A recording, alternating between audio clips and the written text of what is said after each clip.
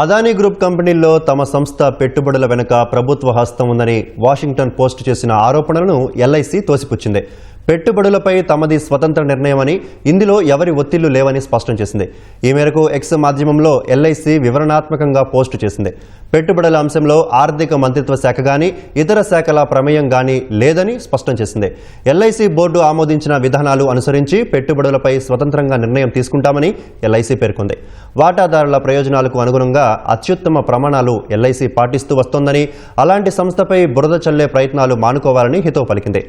ఓవైపు అప్పులు, మరోవైపు అమెరికా సంస్థల నుంచి ఒత్తిళ్లు ఎదుర్కొంటున్న వేళ ఈ ఏడాది మొదట్లో అదానీ గ్రూప్ కంపెనీల్లో ఎల్ఐసి పెద్ద మొత్తంలో పెట్టుబడులు పెట్టిందని వాషింగ్టన్ పోస్ట్ తాజాగా ఓ కథనం వెలువరించింది.